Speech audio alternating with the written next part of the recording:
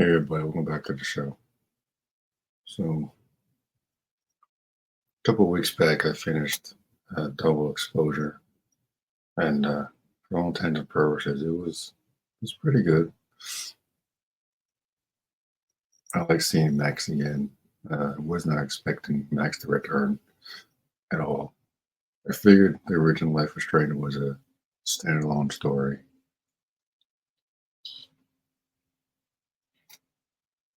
It was a pleasant surprise to find that this was going to be a series instead of just a standalone story. Unfortunately, the story with this is a little messy. We don't spend enough time, in my opinion, with Sophie for me to really care about the character. It was like the whole idea of another Max in another dimension or whatever who shot somebody, which Max would never do because she's too nice. She never held no gun before. Not in the original game, unless I missed something.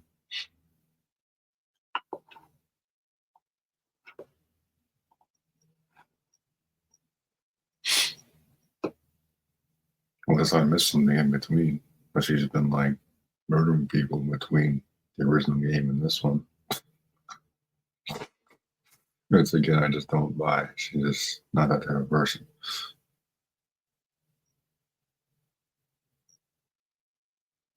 We from the first episode I tried to make Sophie like Chloe 2.0 and it just doesn't work because she's not Chloe. Chloe is a 1 in a million type of character.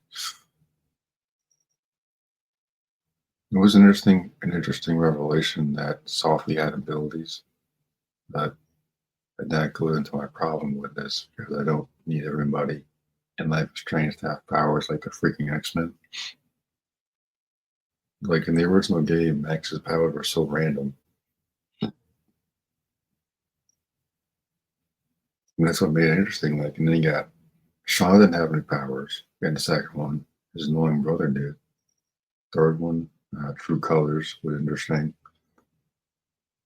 No empathy thing. With Alexander Chen. Then this one, it was a cool twist finding out that her friend was a shapeshifter. I don't know why she would turn to Max, but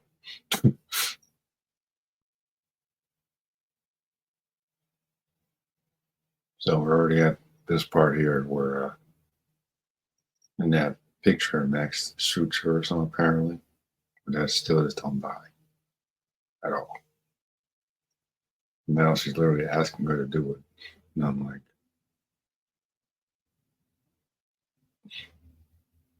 then Sophie has this weird attitude like she's trying to be Magneto or something like, oh, we're superior to all of them, Max. I'm going to find more like us. Might as well shave her head and get a wheelchair at that point. Because then at the end credits, they show this other kid, Diamond or something, with her nose bleeding or something. I guess she has abilities too. Like, I don't need everybody to have powers in this series. It's not what makes Life is Strange interesting. And the fact that the second one can have a main character with no powers and still be compelling, exactly why Life is Strange is so good. Is one of the reasons.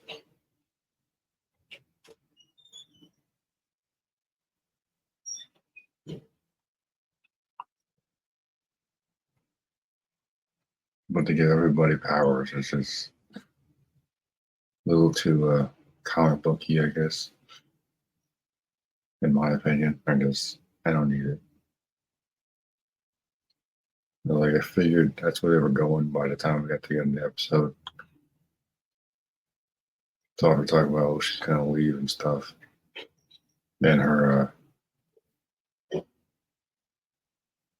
anger towards her mother, just I don't buy that either because we don't spend any time with them.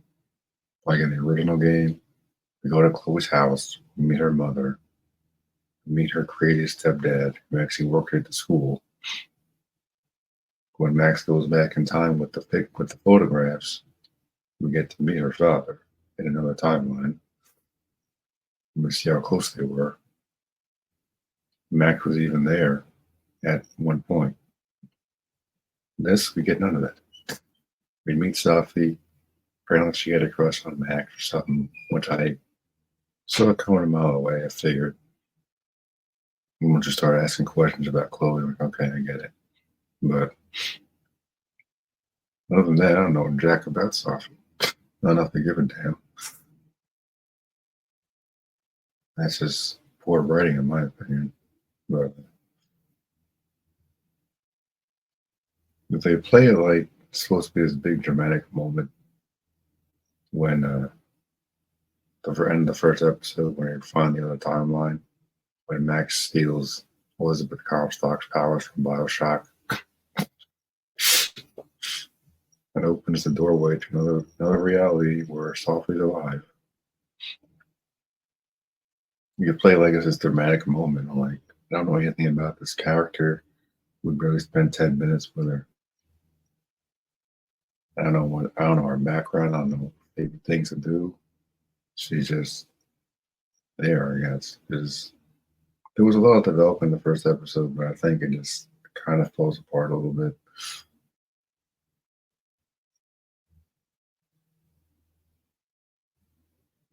Which happened, and I think it felt like it was kind of rushed. Like the best thing about the original game is that it just took its time. Same with True Colors and the second one, it just took its time to develop characters. First game, fell in love with Max because she's a good character, she's a good kid. Now even as an adult character in this, still care about Max the character. Sophie, not so much.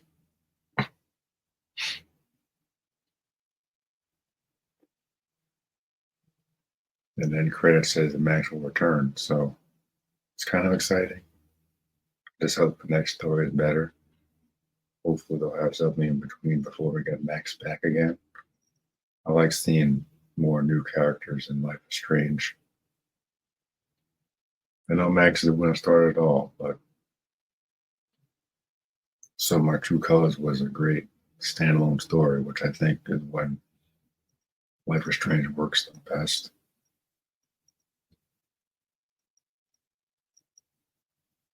Not everything needs to be like a ongoing series. You can have standalone stories and just make them about different characters and whatnot.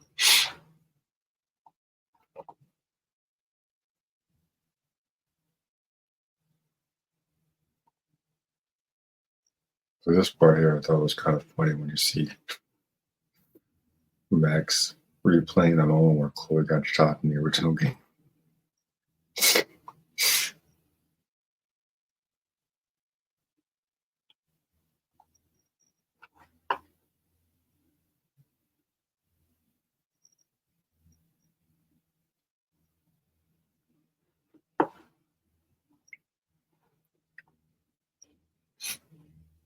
When Nathan and Chloe met in the bathroom, and Nathan originally shot her, but Max said when Max's powers manifested out of nowhere.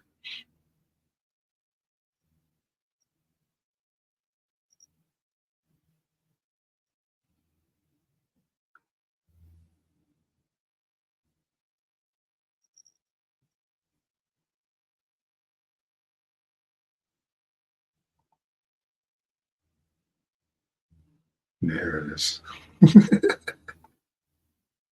This is freaking funny. This is why I don't believe she would ever shoot somebody. This is funny. She's just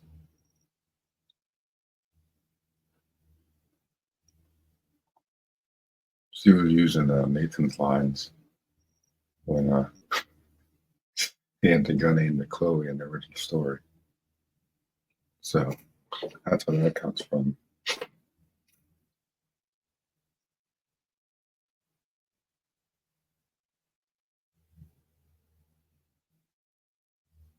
I know for most of these, there's only like 5 chapters or so. Kind of wish there was more. This didn't seem like there was enough things that were tied up in this before it ended. Like I said about the lake house for Alan Wake 2, the lake house storyline just ended. And there was like almost no closure for it because I don't see that agent for a long time. So there could have been another story in between. Like with this, I don't think it had to end the way it did. Especially now with Max being an idiot and telling everybody about freaking powers. It's just never a good idea.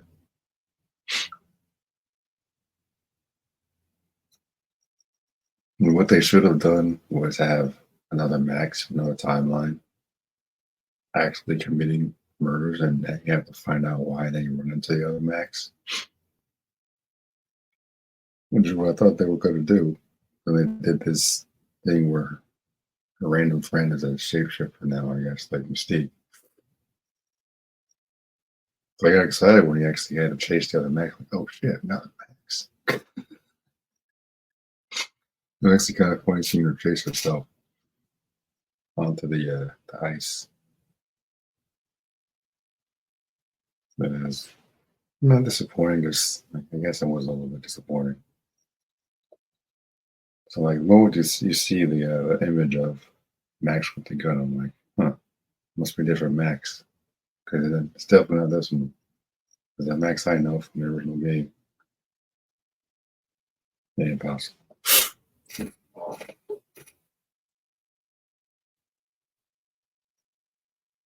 Like, I don't really know if I like her little Elizabeth Comstock powers.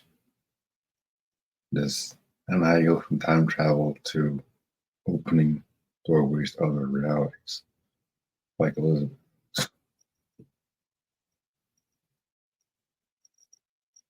Elizabeth got her powers because of what happened.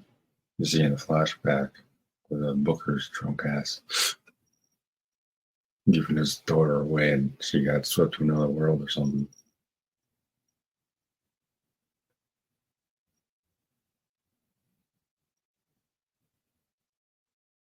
Like I heard that there was a comic book that explained Max's new abilities. Kind of wish they stuck with time travel because she could have just gone back in time and stopped softly from walking out the door in the first place, going off to the roof alone, and with whatever happened. Her and all it.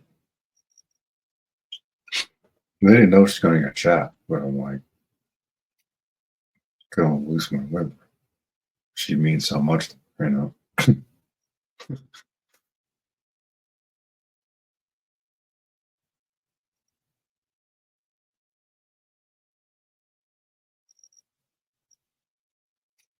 Like it's in some ways it's better than the original, and as far as like the main villain in the first game was a crazy teacher who like taking pictures of girls or something, just kind of creepy. Kind of shocked to put that in there in the first place because it just I think it sent the wrong message. Like games are for entertainment, not to be like creeped out, you know. Just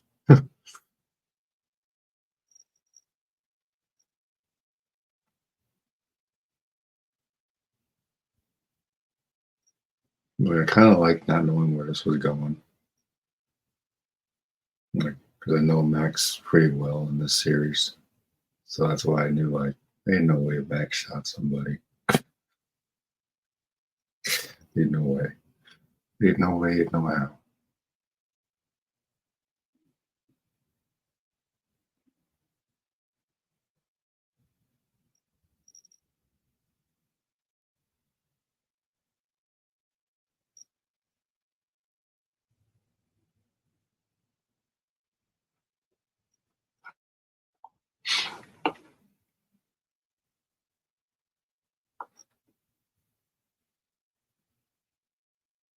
That was a cool concept at first. I'm like, wait a second.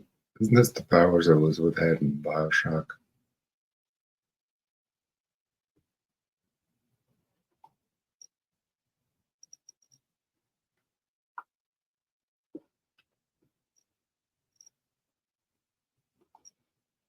You know, this character here talks like a dude. figured she was one of those trainees or whatever. I'm like, oh, look at that. We got one. All right. I guess it might just be our voice. Maybe too much smoking or something.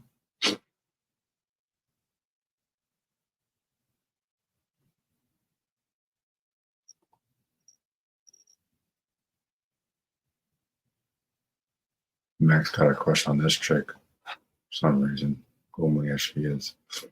I'm like, Max, you can do better than that. Come on.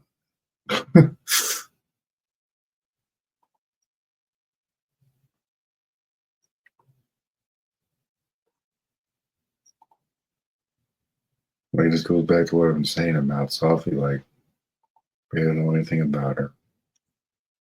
She's got this bitterness toward her mother, I guess, because of her powers. I would have liked to spend more time with them before we get into the thick of the plot. Because again, the original game, you go to Chloe's house, you meet her mother, you meet her crazy stepfather. You go into the past at some point in the series in the first couple episodes when Max starts going through the photographs to go to a certain point in time and you meet her father to find out what happened there and why Chloe's so angry all the time. In this, you get none of that.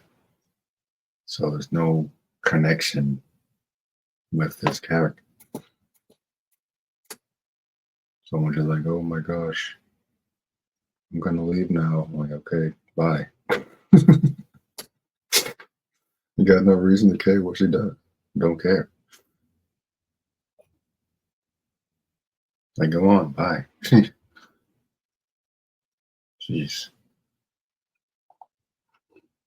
I'm a little shocked that this is just not as good as I was expecting, I guess. Maybe not expecting.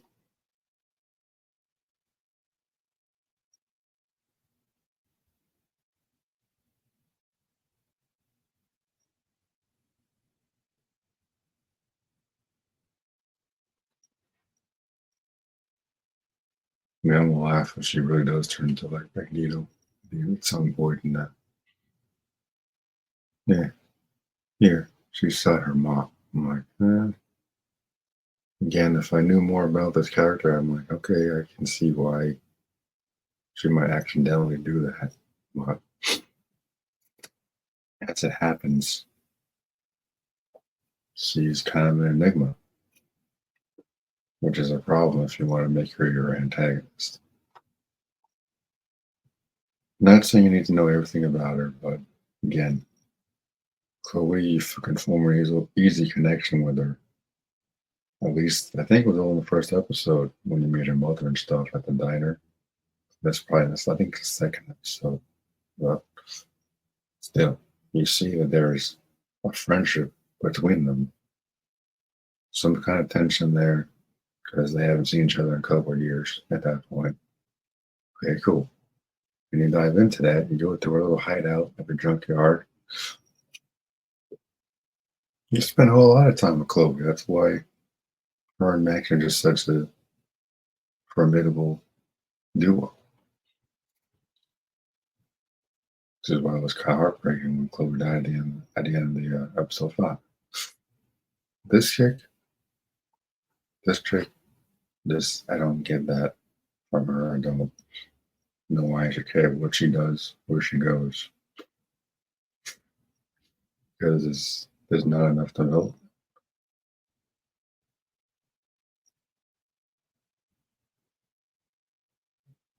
I mean, yeah, the games we are known for like development and whatnot, not all the time, but it would have been nice to know a little bit about her background. Because when she's like shapeshifting and stuff, she's doing it from a place of anger. He's like, okay, I guess. I'm like, yeah. I need more motivation than that for me to care. And just I'm angry at the world, so now I'm gonna turn to other people and ruin their lives. I should have just gone with the evil Max thing, because that would have been hilarious.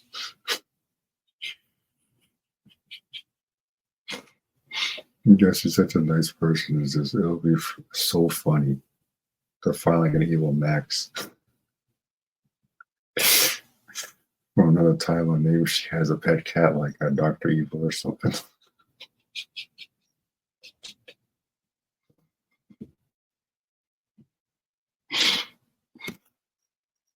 That would have been hilarious. And a much better twist than what we actually got.